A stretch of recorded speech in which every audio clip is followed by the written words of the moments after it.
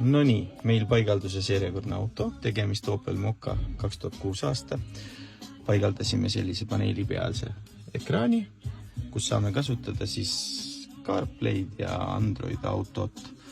Et on olemas Waze'i kasutamise võimalus, Spotify, muud muusika kuulamise äpid. Lisaks paigaldasime siis ka tagurduskaamera.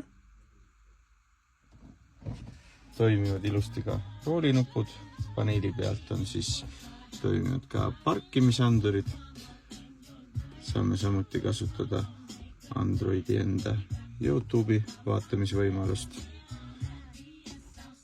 iGo navigatsioon ja palju muid kaasaegseid äppe, nii et kellel soov, võtke ühendust. Antud multimeedia hind 240 €, lisaks paigaldus 150 €.